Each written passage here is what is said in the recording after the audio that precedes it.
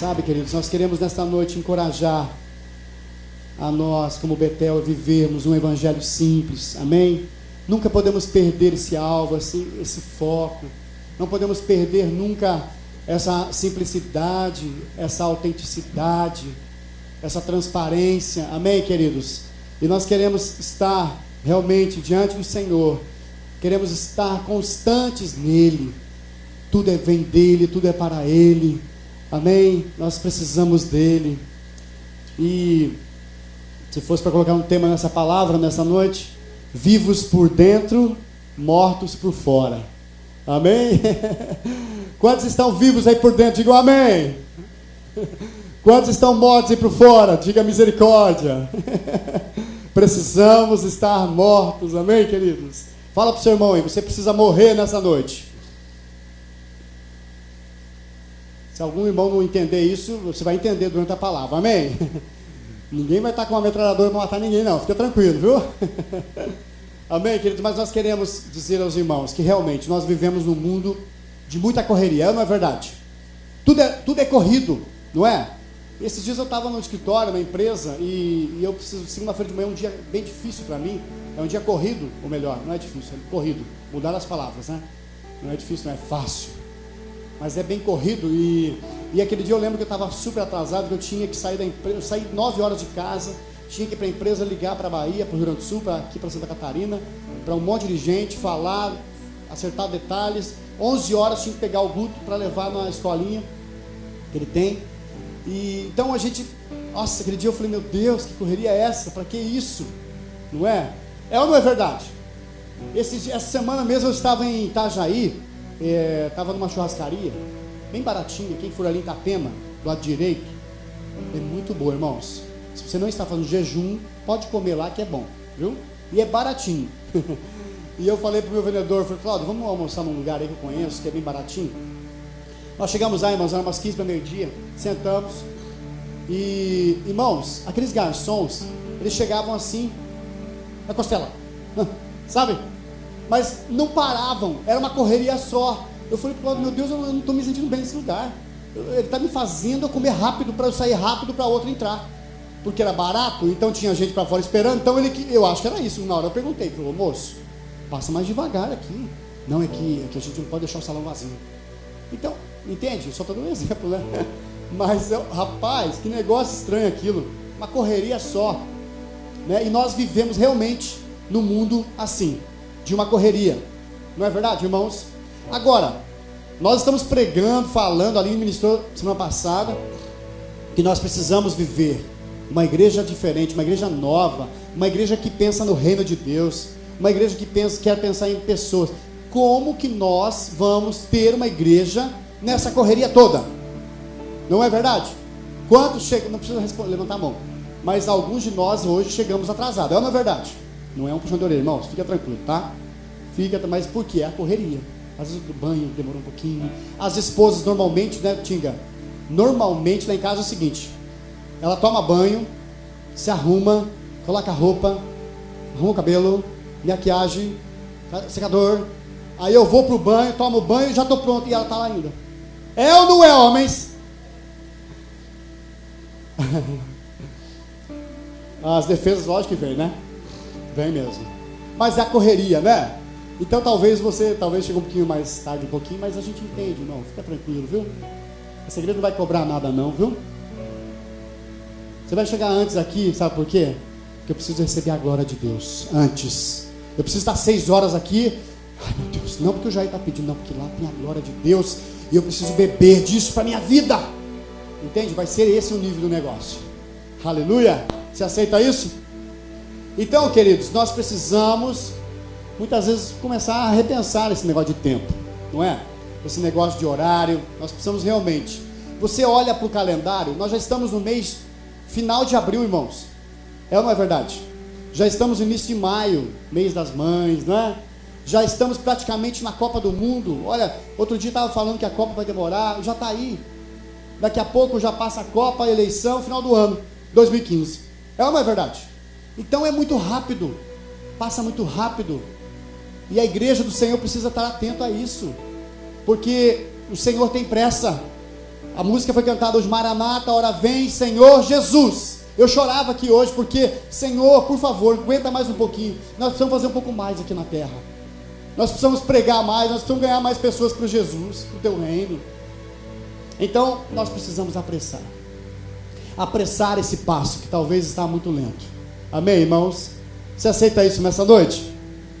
Como então viveremos na igreja que prega o reino nessa loucura do relógio que não para? Como? Como vamos viver uma igreja preocupada com pessoas de rua, uma igreja preocupada com a saúde das pessoas?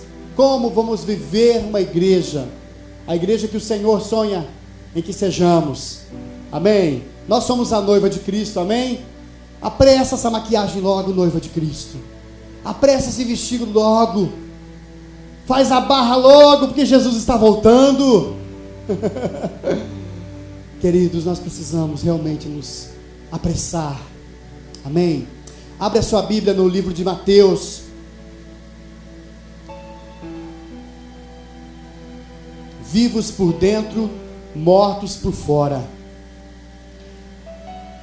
Mateus capítulo 6, nós vamos ler o versículo 1. Jesus aqui ensina os seus seguidores da verdadeira adoração e comunicação com Deus. Amém? Então ali o primeiro versículo fala assim, a introdução fala: como viver no reino.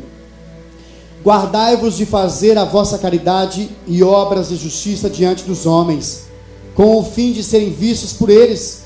Caso contrário, não tereis qualquer recompensa do vosso Pai que estás nos céus. Por essa razão, quando deres um donativo, não toques trombeta diante de ti, como fazem os hipócritas nas sinagogas e nas ruas, para serem glorificados pelos homens. Com toda a certeza vos afirmo que eles já receberam o seu galardão. Tu, porém, quando deres uma esmola ou ajuda, não deixes tua mão esquerda saber o que faz a direita, para que a tua obra de caridade fique em secreto, e teu Pai que vem em secreto te recompensará. Aleluia. Aqui nós temos um ensinamento de como praticar a igreja se importando com o reino. Nós não precisamos fazer isso para colocar no Facebook. Nós não precisamos fazer isso para colocar no Twitter, para que todo mundo veja que a igreja Betel, que os irmãos estão fazendo. Nós não precisamos. O Senhor Jesus, Ele sim, Ele precisa ver a demanda em nós de estarmos fazendo as coisas para o reino. Olha só o versículo 5, a oração modelo. E quando orardes, não sejais como os hipócritas, pois que apreciam orar em pés nas sinagogas e nas esquinas das ruas, para serem admirados pelos outros. Com toda certeza vos afirmo que eles já receberam o seu galardão. Tu, porém, quando orares, vai para o teu quarto, e após ter fechado a porta, orarás a teu Pai que está em secreto, e teu Pai que vem em secreto te recompensará plenamente. E quando orardes, não useis de vãs repetições, como fazem os pagãos, pois imaginam que devido ao seu muito falar, serão ouvidos. Portanto, não vos assemelheis a eles, porque Deus, o vosso Pai, sabe tudo o que tendes necessidades, antes mesmo que lhe peçais. Por essa razão vos orareis. Consegue entender? Para você você não vai ter uma igreja, você é a igreja do reino. Você é a igreja do reino. Então você não precisa ficar propagando que você tem um culto de intercessão, que você vai interceder. Amém, queridos? Nós não precisamos não, queridos. Amém? Vamos seguir em frente no versículo 16. Quando jejuardes, não vos mostreis com aspecto sombrio, como os hipócritas, pois desfiguram o rosto com a intenção de mostrar às pessoas que estão jejuando. Tu, porém, quando jejuares, unge a tua cabeça e lava o rosto, pois assim não parecerá aos outros que jejuas, e sim ao teu Pai em secreto, e teu Pai que vem em secreto te recompensará. Já viu aqueles irmãos que, hoje estou tão mal, estou jejuando, estou com uma fome. Outro dia até brinquei aqui, né, irmão? Me perdoa, viu, irmãos? Mas eu brinquei, não foi nesse sentido, né? Mas já viu aquele irmão fazendo isso? Amém? Você não está para mostrar que você está jejuando. Você está jejuando para matar quem? A sua? Aleluia. O versículo 19, irmãos. Não acumuleis para vós outros tesouros na terra, onde a traça e a ferrugem destrói, e onde os ladrões arrombam para roubar. Mas ajuntai para vós outros tesouros no céu, onde a traça nem a ferrugem podem destruir, e onde os ladrões não arrombam e roubam. Porque onde estiver o teu tesouro, aí também estará o teu coração. Aleluia. Onde está o seu coração? Na preocupação da sua família? Na preocupação das suas finanças? Aonde está o seu coração nessa noite? Aleluia, aleluia. Versículo 22, os olhos são a lâmpada do corpo, portanto, se teus olhos forem bons, teu corpo será pleno de luz. Porém, se teus olhos forem maus, todo o teu corpo estará em absoluta escuridão. Por isso, se a luz que está em ti são trevas, quão tremendas são essas trevas. Ninguém pode servir a dois senhores, pois odiará um e amará o outro, ou será leal a um, ou desprezará outro. Não podeis servir a Deus e a Mamon. Queridos, mais à frente o versículo 33 diz assim: buscai primeiro o reino de Deus e a sua justiça, e todas as demais coisas vos serão acrescentadas. Portanto, não se preocupem com o amanhã, pois o amanhã trará suas próprias preocupações. Basta cada dia o seu próprio mal. Aleluia. Nós vemos aqui nesse texto Jesus falando, ele nos dando uma dica, nos ensinando como viver em dias agitados, dias difíceis, dias corridos. É ou não é verdade? Está aqui o segredo de tudo. Jejuar, orar, ter o tempo para Ele, amém? Então, queridos, como estamos eu e você nessa noite? Como igreja, fazendo parte do corpo de Cristo, amém? Será que estamos vivos no Senhor? Amém? Queridos, se você estiver marcando, eu quero dizer nessa noite que nós precisamos interiormente, lá dentro, no nosso interior, precisamos estar vivos, precisamos guardar o nosso coração, amém? Por quê? Para que tenhamos vida e tenhamos conexão direta com Deus.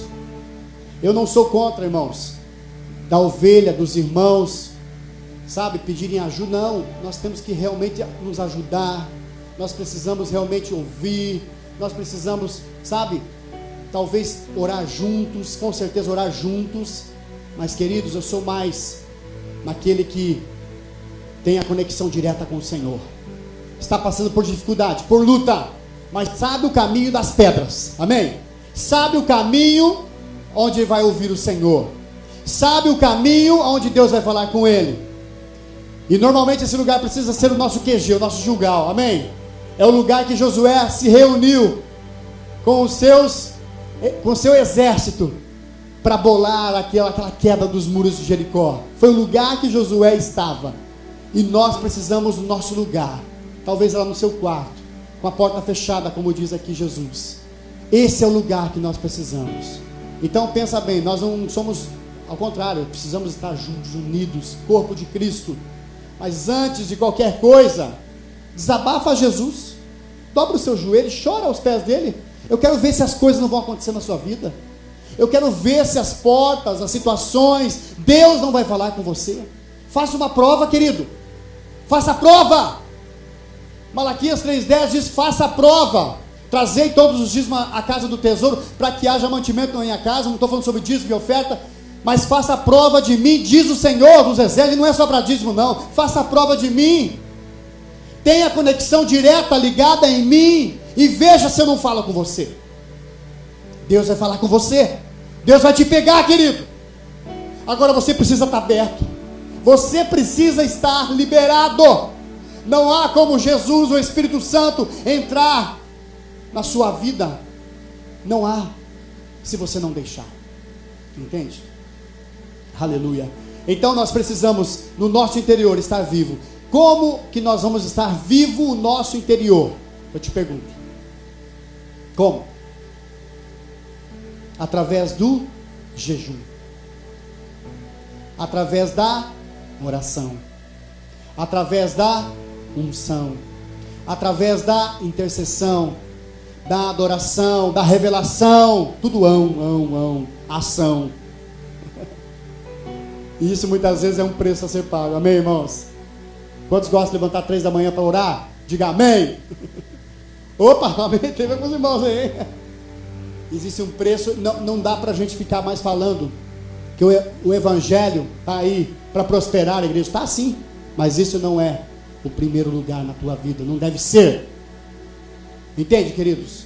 Nós estamos cansados de ouvir em televisão, em outras igrejas, nós não queremos, meu Deus, nós não queremos julgar, irmãos, mas sabe que é muito mais fácil você trazer uma palavra de autoajuda ou de prosperidade para chamar povo, do que falar sobre cruz. E eu falava com meu sogro, com meu pai esses dias, é muito mais difícil você pregar sobre cruz, sobre renúncia, do que falar sobre prosperidade e falar sobre autoajuda.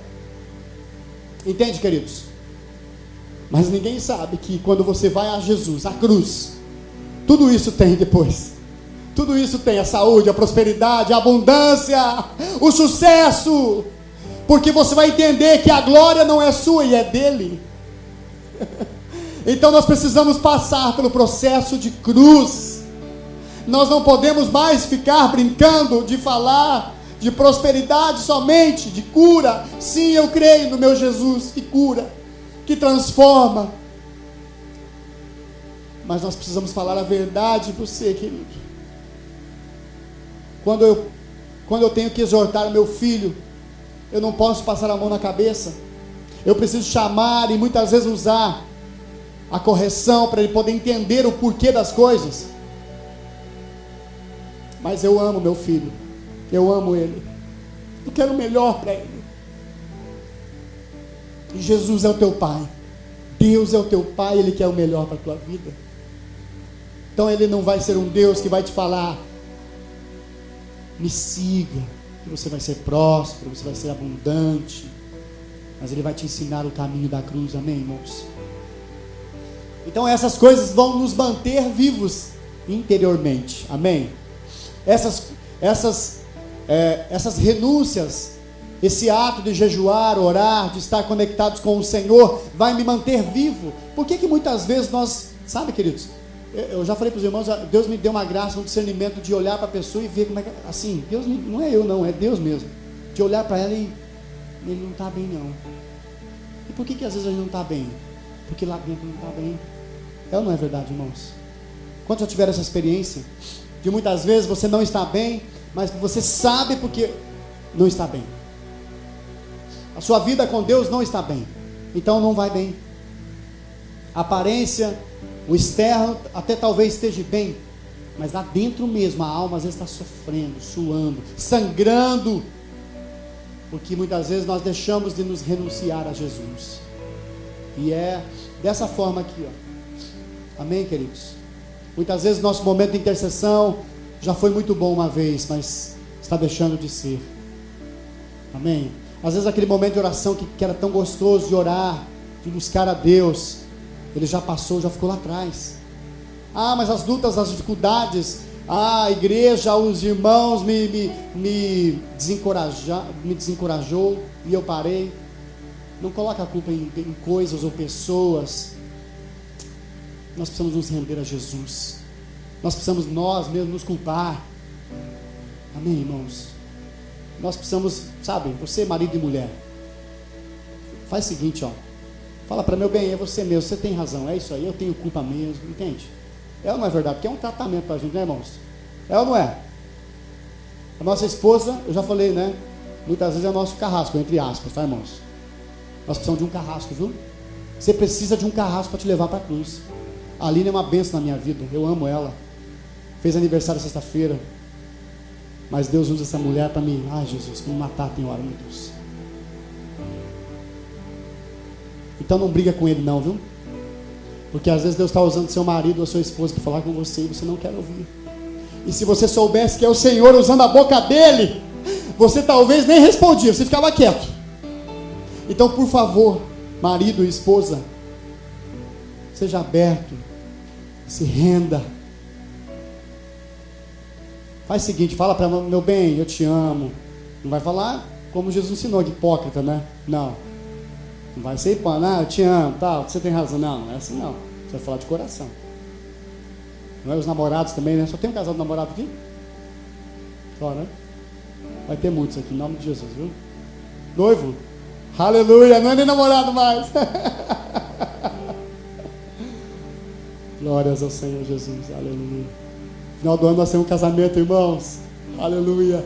Diz que vai ter uma festa, irmão. Nem sei, né? Mas diz que vai ser aqueles casamentos de mesa de madeira, de bacia, de prato de papelão. Aqueles que eu gosto, assim. Tomatão, cebolão. A noiva chorando por causa da cebola, imagina. Não vamos desviar, não. Não perde a unção aí, não. Irmãos, nós precisamos entender que nós precisamos estar vivos aqui dentro. Vivos. Coloque a mão no seu coração. Diga assim, eu preciso estar vivo. O meu espírito precisa estar vivo. Pulando de alegria. Jejuando, orando, libertando, ajudando. É isso que eu preciso. Mas o exterior precisa estar morto. Olha para o seu irmão e fala, você precisa estar morto, meu irmão. Queridos, nós precisamos entender. Esse estar morto é nos dobrar ao Senhor, amém, queridos? É ser simples, é não achar a coisa onde não tem, é ser submisso. Eu não estou falando só em questão de igreja, não, viu? Eu estou falando no seu trabalho. Às vezes você tem seu patrão que é mala, ora por ele. Não vai orar para ele se converter na igreja, daquela igreja que não pode botar cabelo, não. Seja bom com ele. Aquela que deixa crescer os pelos nas pernas, não. Ora por ele, irmão. Deus está usando a vida dele. Você tem que entender que a submissão faz parte disso. Queridos, nós precisamos ser obedientes. Obediência é você morrer. Quantas as vezes que você precisa obedecer, mas aquilo te custa. Aquela submissão que você precisa ser e ter, e te custa, dói dentro de você. Quero dizer para você que isso é você morrer. Amém? Nós precisamos estar, sobretudo, servindo outros. Sobretudo, ser testemunho para outros. Outro dia eu falei aqui que muitas vezes você não vai precisar nem abrir a sua boca para falar do Senhor, sabia? Somente o teu testemunho vai converter vidas. O que tem o Emerson? O que tem esse cara? Que esse cara, alguma coisa tem na vida dele. Estou dando um exemplo só, né? Mas tem mesmo, irmão. O que tem na vida desse irmão, da Amanda? Essa menina tem alguma coisa diferente. Ela não está falando nada, mas o que está nela está refletindo para outros enxergarem. E nós precisamos ser esse testemunho, queridos. Nós precisamos testemunhar dessa glória que participa de nós, que está em nós, amém, queridos? Então, queridos, nós precisamos entender que nós precisamos estar mortos para este mundo. Precisamos estar literalmente crucificados para as coisas deste mundo, amém? A igreja, nós estamos orando por uma igreja avivada, uma igreja que tenha um avivamento, mas eu quero dizer para você, que essa igreja que está orando por um avivamento, ela precisa chorar todos os dias. Ela precisa chorar todos os dias. Não há como você ser uma igreja avivada, uma igreja onde você vê curas, demônios se manifestando e sendo libertos, onde ressurreição acontece, onde irmãos são prósperos, mas se não haver choro, morte, nós precisamos chorar, irmãos. Então, sabe, queridos, faça um teste com você mesmo. Se você não chorou naquele dia, vai chorar. Ah, mas não tem por que chorar. Vai chorar pelas vidas. Vai chorar pela sua família. Vai chorar pela tua igreja. Vai chorar pelo seu vizinho. Vai chorar. Sabe por que você tem que chorar? Porque é céu ou inferno, queridos. Não existe meio termo. É presença de Deus ou é presença do inferno? Então nós vamos chorar. Eu não estou vendo a hora de chegar logo esses dias, esse dia 10 de maio, porque, queridos, eu estou com uma vontade tão grande que aconteça. Que Deus nos leve naquele lugar e que a gente toque nas pessoas, que a gente ore com as pessoas, que a gente fale do amor de Deus para essas pessoas. Essa semana eu estava trabalhando com um vendedor aqui na região e a gente estava visitando um aras de cavalos. E enquanto o vendedor estava fechando a venda, eu já deixei do lado e comecei a conversar com o outro para vender para o outro também, né? Rápido, os vendedores que são rápidos. E enquanto eu conversava com ele, mas o que o senhor faz? Não, a gente também tem um centro de recuperação. Nossa, na hora que ele falou aquilo, irmãos, eu já esqueci da venda na hora. Já esqueci da Agros na hora. Entende? Porque aquilo estava queimando o meu coração. Ele começou a falar para mim que já estava há 12 anos com o centro de recuperação, né? Ele tem lá um lugar, ele, a sogra e a mulher, um lugar para recuperar drogados, pessoas que usam crack, cocaína, pessoas que estão na rua, pessoas que não têm rumo, pessoas que não têm emprego, não têm família, tem nada. E ele estava me contando os detalhes. E eu só perguntando, e é isso, como é que é? E a burocracia, e como é que...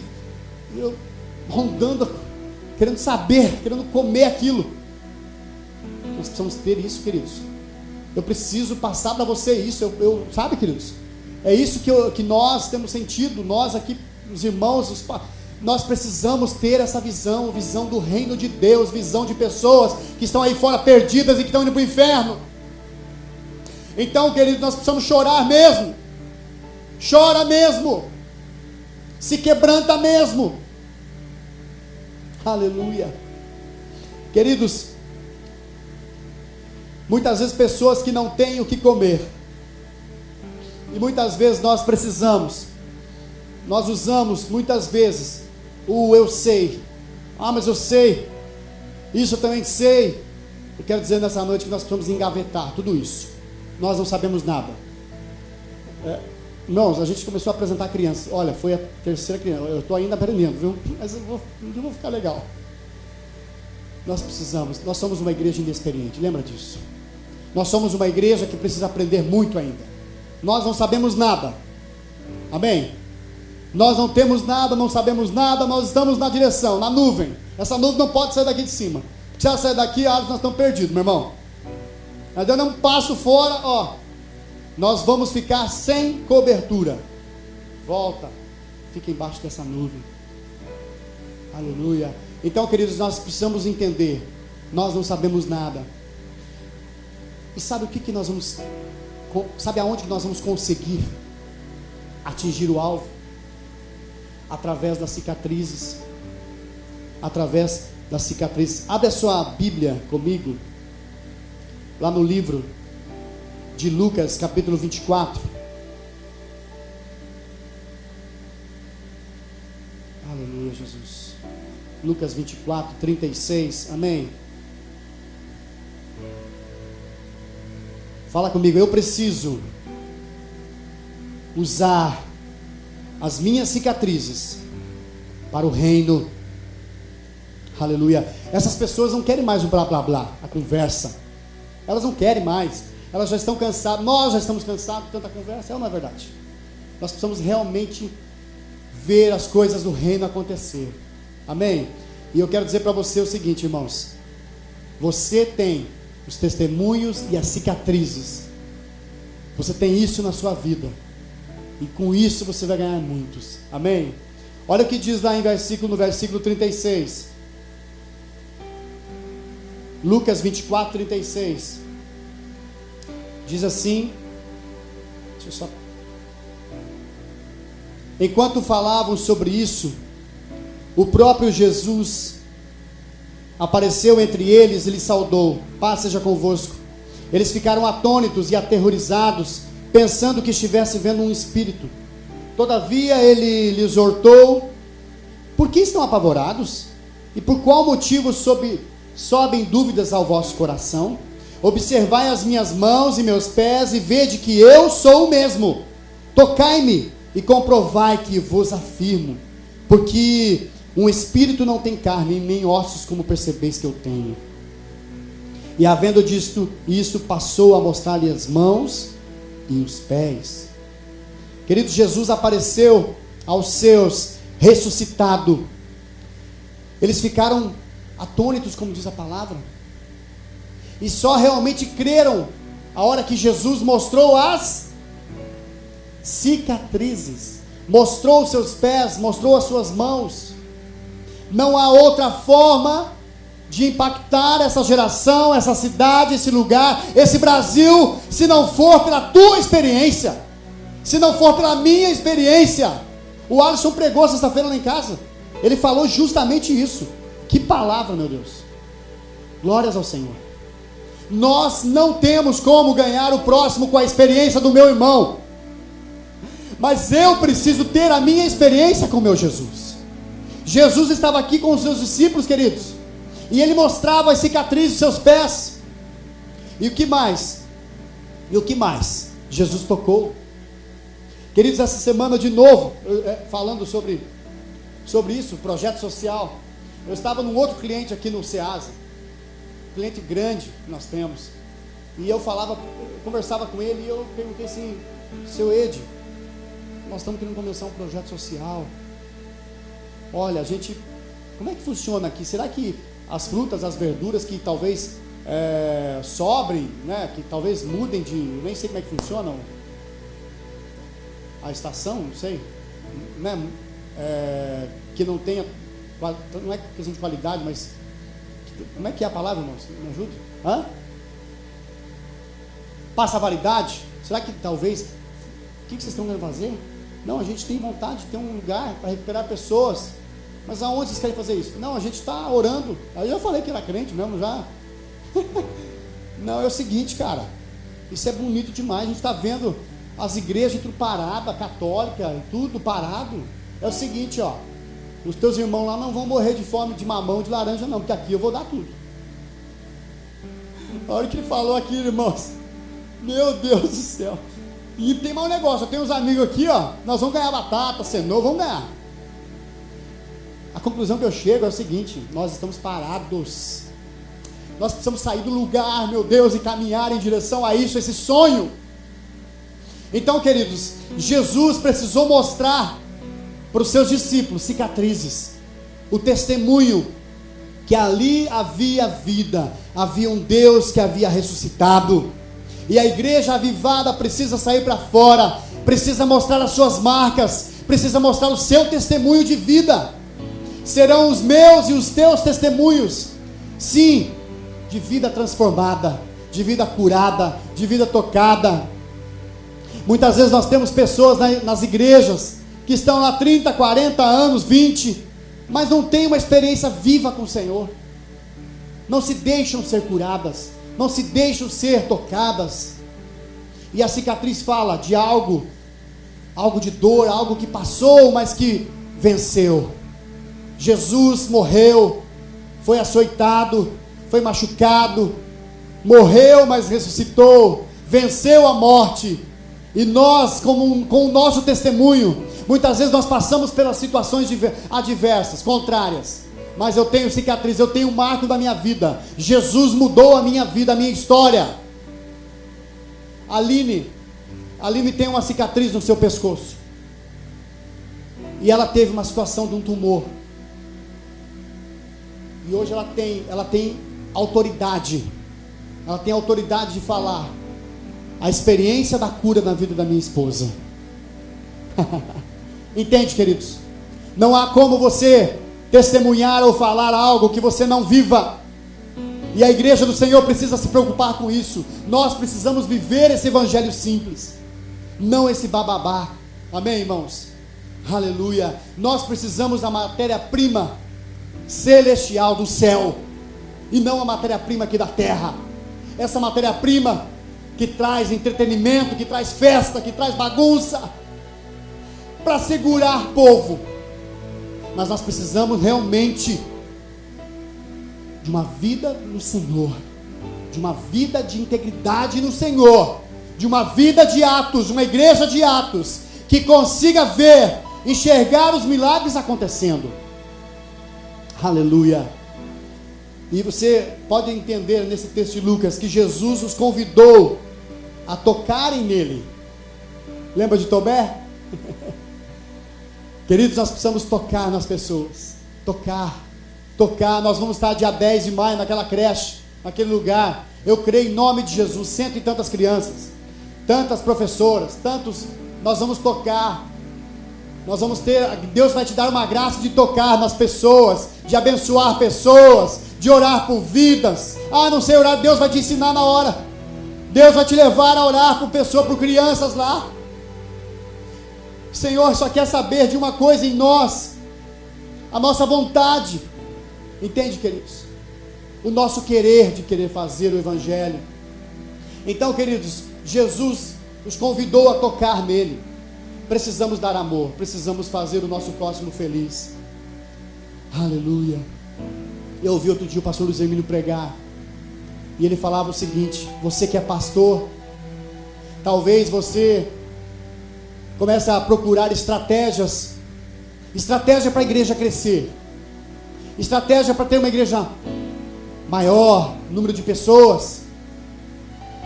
E eu ouvi ele falar: irmão, vai para o jejum e para a oração, vai para a assistência social, vai para prostitutas, vai para crianças carentes, menor, abandonados, vai para mães que têm filhos indesejados, vai fazer aquilo que a igreja precisa fazer, e não a política, sabe, queridos, os cargos políticos que muitas vezes fazem, mas a igreja do Senhor que precisa estar fazendo, nós precisamos estar fazendo.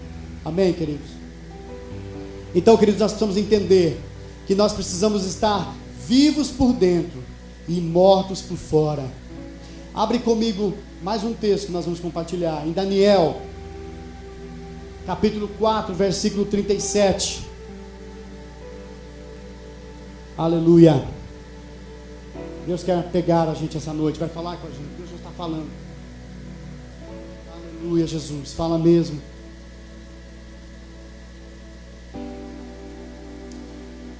Daniel 4, 37. Agora eu, Nabucodonosor, louvo, exalto e glorifico o Rei dos céus, porque tudo o que ele faz é certo, e todos os seus caminhos são justos, e ele tem poder para humilhar aqueles que vivem com arrogância. Ele tem poder para humilhar aqueles que vivem com arrogância. Irmãos, esse homem foi o rei que trouxe cativo Judá.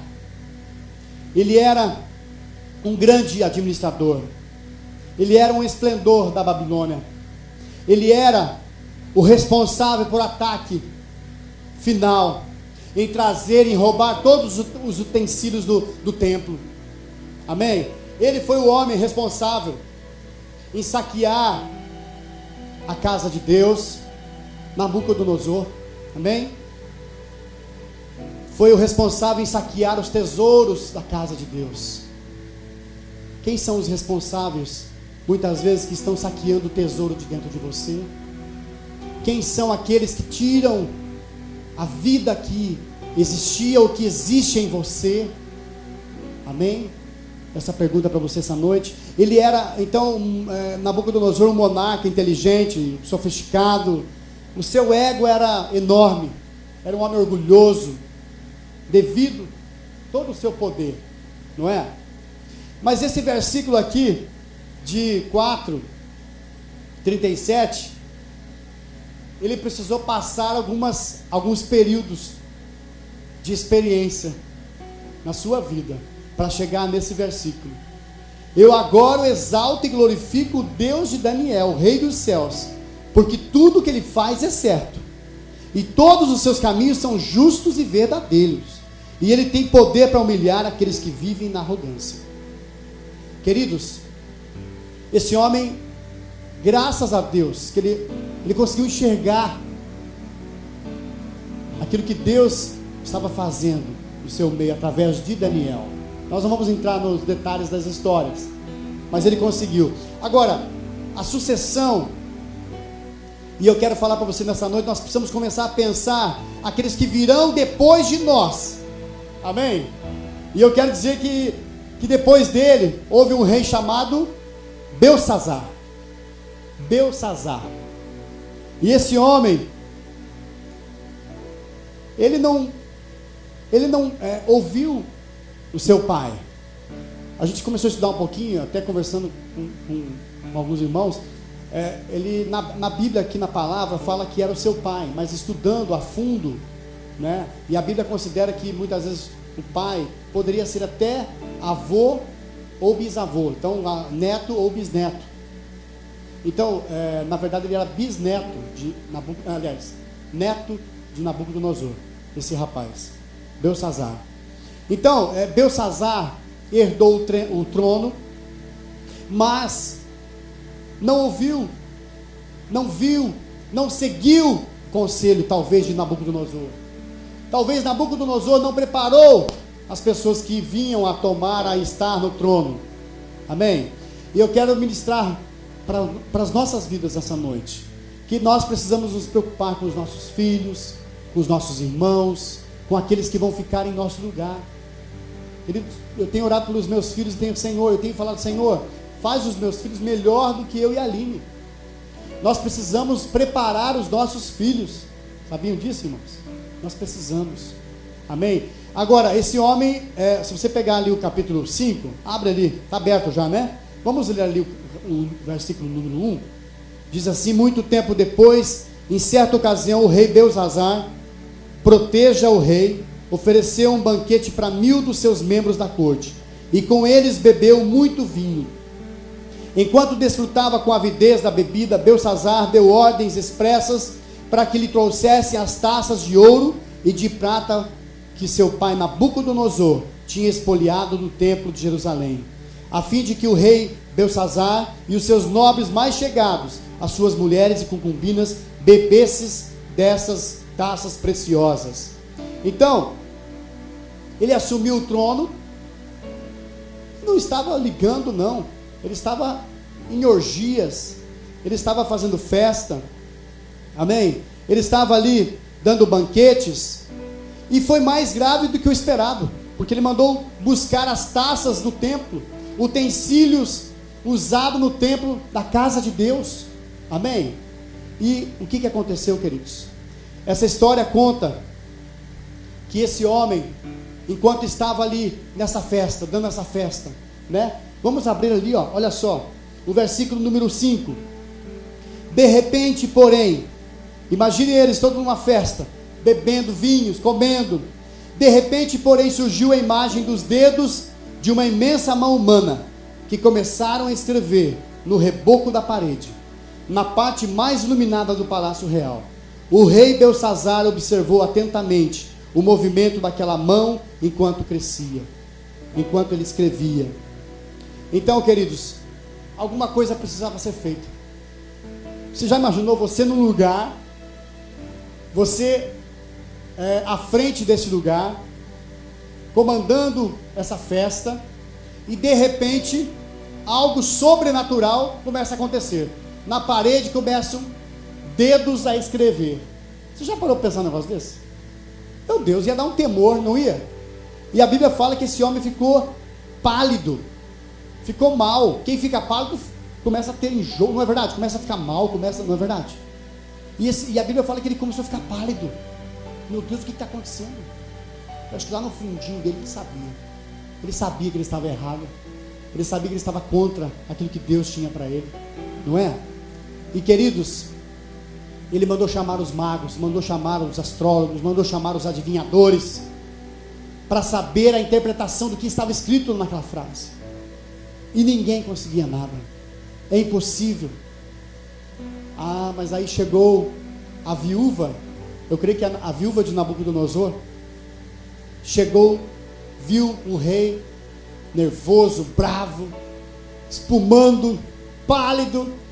Rei, com licença, rei, é o seguinte, tem um homem aí, nos tempos de Nabucodonosor, que era o homem que interpretava sonhos, era o homem que trazia a interpretação direta de Deus, e esse homem vive, esse homem está aí. Então o rei foi atrás, não, manda buscar esse cara. Irmãos, eu estava estudando e a igreja, esse homem, Daniel, já tinha 60 e poucos anos, acho que 67 anos, já era uma pessoa mais velha, mas estudando a história, Daniel estava esquecido, sabia? Já havia passado anos de Nabucodonosor. Então ele era um homem já esquecido. Sabe por quê? Porque a glória de Deus, a presença de Deus já não estava mais naquele lugar. E aonde há a presença de Deus, aonde há homens de Deus, jamais vamos esquecer, jamais vamos passar batido. Então a história conta que Daniel já estava esquecido. Chama o Daniel. E eu comecei a estudar isso e comecei a pensar, meu Deus, o Brasil, muitas vezes a igreja do Brasil está esquecida. Ela está esquecida, porque ela está focada em outro alvo. Entende, queridos? Está entendendo o que eu quero dizer para você nessa noite? E Daviel, já idoso, foi lembrado pela corte. Eu quero dizer que o mundo aí fora não vai se esquecer, não. Onde existe a glória de Deus, o mundo vai ser atraído. Porque existe uma igreja que ora e que intercede. E nós, eu quero te revolucionar, te chocar, te colocar na tomada e dizer: você, eu e você, precisamos ser essa igreja. Precisamos nos levantar. Precisamos fazer algo. Chega de ver uma igreja esquecida. Então, queridos, Daniel chegou a ele.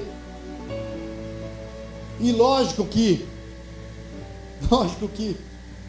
não viria notícias boas para esse rei Belsazar. Não viria. Porque realmente ele fazia aquilo que era, aos olhos do Senhor, detestável. Então, queridos, ali estava havendo orgias, prazeres da carne, havia uma contaminação. Amém? E muitas vezes, somente a glória do Senhor, a unção do Senhor vai quebrar isso na vida do mundo, na vida das pessoas lá de fora. Somente a presença do nosso Rei. Amém, queridos? Então, queridos, muitas vezes nós deixamos Daniéis esquecidos na nossa vida. E nós precisamos entender que dentro de nós precisamos viver para que aqui fora esteja morto. Amém? Então, Daniel, vamos ler aqui um pouquinho para frente. Abre ali no versículo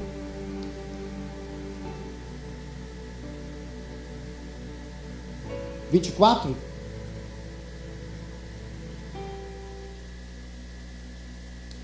É isso aí. Por isso mesmo enviou aquela mão que viste. Versículo 24. O versículo 23, irmãos. Pior ainda. Tu te exaltaste a ti mesmo. Daniel falando para ele. E te levantaste contra Deus dos céus. Porquanto mandaste trazer as taças do templo do Altíssimo, para que nelas bebesse tu, os teus nobres e convivas, as tuas mulheres e as tuas concubinas. Louvaste os deuses de prata, de ouro, de bronze, de ferro, de madeira, de pedra, que não podem nem ver, nem ouvir, nem sentir, e muito menos compreender nada. E não glorificaste o Deus que sustenta em suas mãos a tua vida, e controla todos os teus caminhos. Por isso ele mesmo enviou aquela mão que viste, a fim de escrever diante de ti a sentença que precisa saber. E Daniel falava a ele, e as palavras que foram escritas formam a seguinte frase em aramaico: Mene, Mene, Tekel, Uparsim. E este é o versículo 26. E este é o significado dessas palavras: Mene, Mene. Deus avaliou e contou os dias do teu reinado e decretou o seu fim. Aleluia. Aleluia. Então, queridos, nessa noite, nós estamos vendo aqui que chegava ao fim do reinado desse homem. Deus decretava o fim do reinado. No versículo 27, Tekel, foste pesado na balança e achado em falta. Uparsim, teu reino já foi dividido e entregue. Eu estava estudando sobre isso aqui e falei, meu Deus, o que a gente pode passar nos dias de hoje? Mene, Deus contou os dias do teu fim. E Deus falava no meu coração, Deus quer nos dizer essa noite que a vontade de Deus é que nós chegamos ao fim de um governo humano. Que a vontade suprema de Deus é que realmente o Espírito Santo tenha o governo sobre as nossas vidas. Então chegou o fim. Precisa haver uma decisão em mim e você. Amém? Ele quer dirigir a sua vida. Ele tem o interesse do melhor para você. Tekel, foste pesado na balança. Queridos, muitas vezes nós estamos caminhando, estamos vivendo, e parece que vivemos em dias pesados. E Deus ministrava no meu coração, a igreja de Cristo, ela precisa caminhar leve, ela precisa caminhar sem peso, sem obrigação, ela precisa sim sentir o gozo de estar na minha presença, não a obrigação de estar ali ou ali, entende? Então nós não podemos viver uma igreja aqui de fala, venha irmãos para o culto de sexta-feira, venha para a reunião de domingo, terça-feira nós temos uma intercessão. Não, nós não vamos fazer isso, nós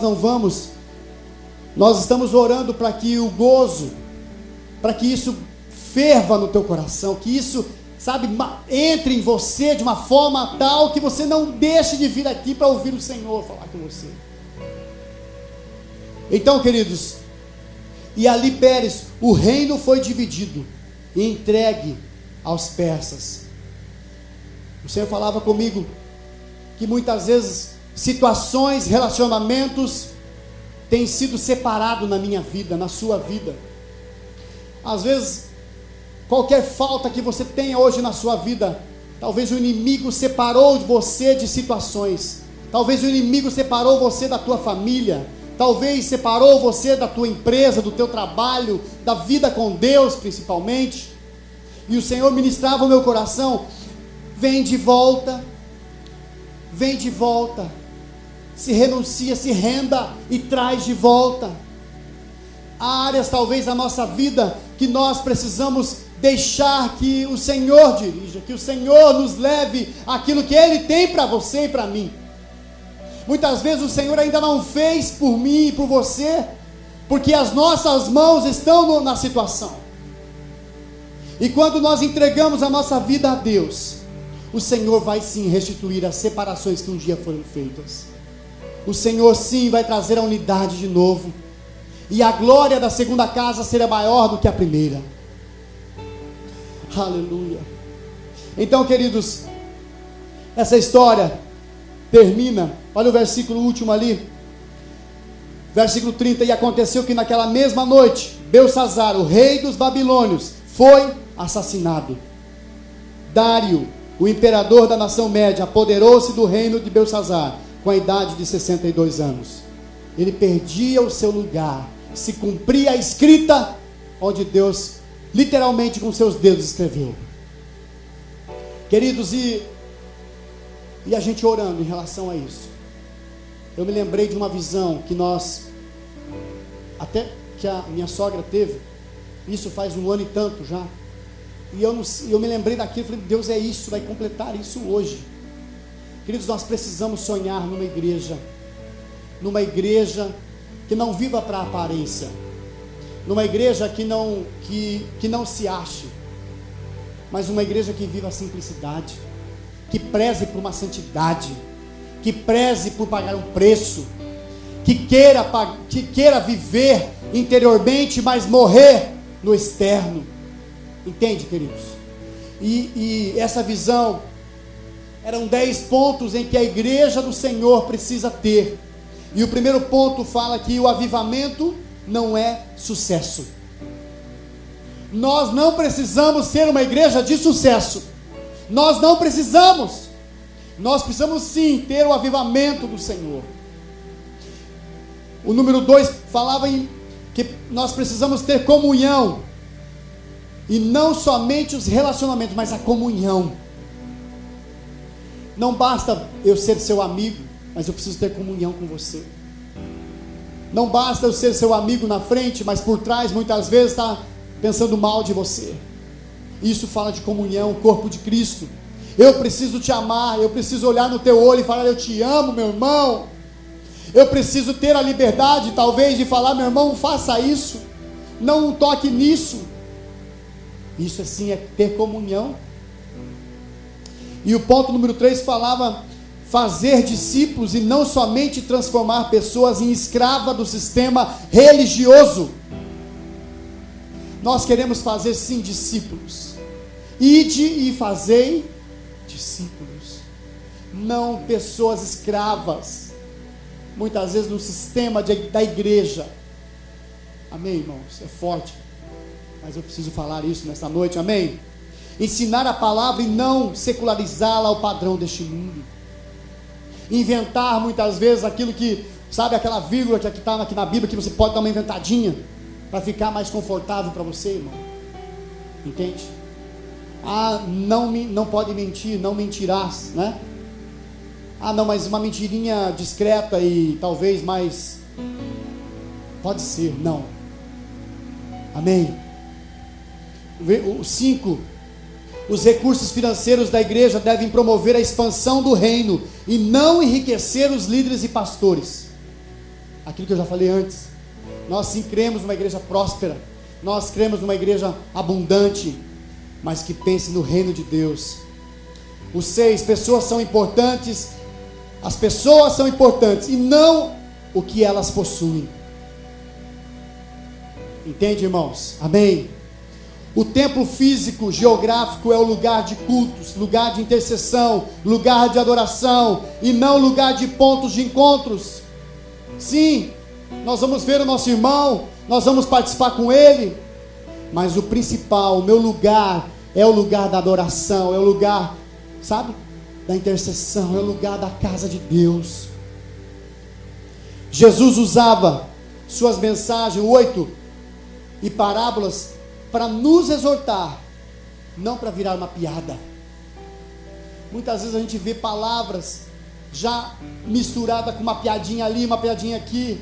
Esse lugar é santo, irmãos. Esse microfone aqui tem que saber o que a gente está falando, entende? Nós temos que ter temor daquilo que nós estamos falando. A verdade e os princípios são inegociáveis. Santidade, simplicidade deve ser o nosso alvo. E para finalizar, uma igreja precisa de anciões, porque neles há sabedoria. Mas também uma igreja precisa de jovens, porque neles há força. Aleluia. Eu posso completar que a igreja precisa de crianças, porque ela é o futuro dessa igreja. Fica em pé, querido. Aleluia, Jesus. Aleluia.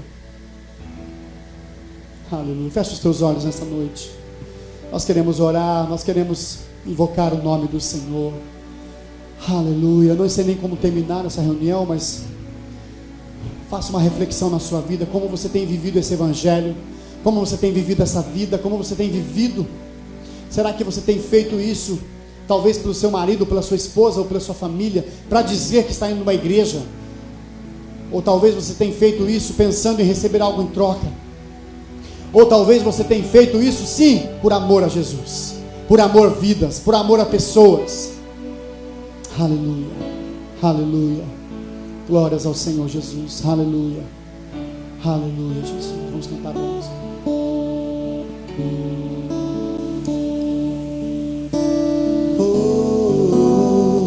Começa a orar, começa a falar com Deus. Aleluia. Começa a clamar pela tua vida, começa a clamar pela vida de Betel. Nós nunca venhamos perder esse foco, nós nunca venhamos perder essa simplicidade. Precisamos ser simples, sim,